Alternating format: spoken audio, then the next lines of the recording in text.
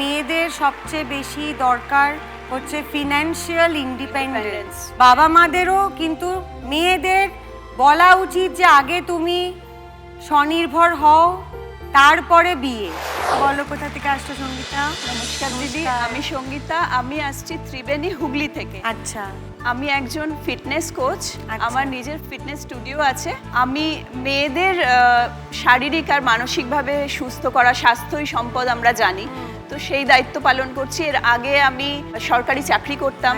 সরকারি চাকরি ছেড়ে লেবার ডিপার্টমেন্টে ছিলাম, রিজনাল লেবার অফিস ব্যারাকপুরে ছিলাম। সরকারি চাকরি তো কেউ মানে পাওয়াটাই খুবই একটা ডিফিকাল্ট ব্যাপার, আর পেয়ে গেলে তো কেউ ছাড়তে চায় না।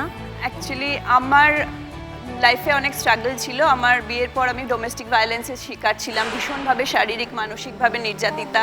তো সেখান থেকে আমার সেপারেশন হয়ে যায়, ডাইভোর্স হয়ে যায়। পুরো লড়াইটা আমার একার ছিল এবং সেই মুহূর্তে আমি এতটাই ডিপ্রেশনে ছিলাম, আমি মানে ডিপ্রেশনে আমায় ওষুধ খেতে হতো। সেই জায়গা থেকে একা যেহেতু লড়েছি, আমার মনে হয়েছে পরে যে মেয়েদের জন্য কিছু করা দরকার। এরকম প্রচুর মেয়ে, আমি যখন কোর্টে লিগাল আমার ব্যাটেল চলছিল, আমি দেখেছি প্রচুর মেয়ে এরকমভাবে তারা ভীষণভাবে একা কিন্তু লড়ে। সমাজ কিন্তু তাদের পাশে দাঁড়ায় না, আত্মীয় স্বজন, ইভেন ইফ কি বাবা মাও দাঁড়ায় না। তো সেই ক্ষেত্রে আমার মনে হয়েছিল যে এরকম মানুষ অনেক আছে যাদের পাশে দাঁড়ানোর দরকার। আমি নিজেকে একাই আপলিফট করেছিলাম সেই সময়, কিন্তু সেটা সবাই পারে না। তো এরকম অনেক মানুষ আছে যাদের হাতটা আমার ধরলে হয়তো তারা সেই জায়গা থেকে বেরিয়ে আসবে। সেই কাজটা আমার এতটাই মানে সেই ইন্সপিরেশন থেকে, সেই পারপাসটা থেকে আমার লাইফের এই ডিসিশনটা নেওয়া। এটাই লাইফের আর কি পারপাস, যে অনেক মানুষকে যাতে আমি হেল্প করতে পারি। বিশেষ করে মেয়েদের কথা শোনার কিন্তু কেউ নেই, প্লাস তাদেরও কিন্তু তারা কিন্তু সব কথা সবাইকার সাথে শেয়ার করতে পারে না। আমিও যেটা পারিনি, আমার খুব কাছের মানুষ, আমার বাবা মাকেও আমি সবটা বলতে পারিনি, যেহেতু নিজে বিয়ে করেছিলাম।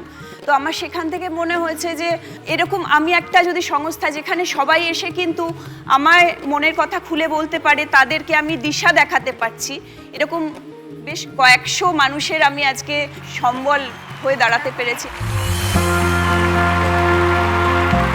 আমি প্রতিনিয়ত এখানে বলি এই কথাটাই, যে মেয়েদের সবচেয়ে বেশি দরকার হচ্ছে ফিনান্সিয়াল ইন্ডিপেন্ডেন্স।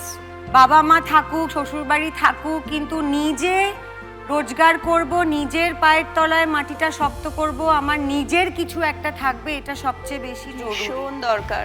বাবা মাদেরও কিন্তু মেয়েদের বলা উচিত যে আগে তুমি স্বনির্ভর হও, তারপরে বিয়ে। বিয়ে হয়ে গেল মানে সারা জীবন সুখী থাকবে আমার সন্তান, এটা নাও হতে পারে।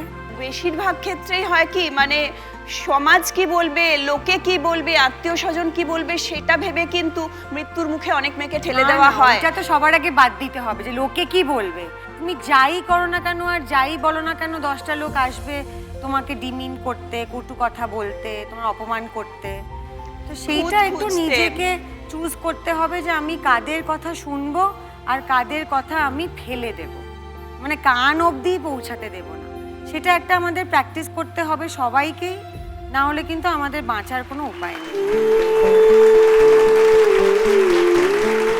তুমি নিজে উঠে দাঁড়িয়েছো এবং তুমি আরো মেয়েদের সাহায্য করছো, so very very well done and all the best. হ্যাঁ,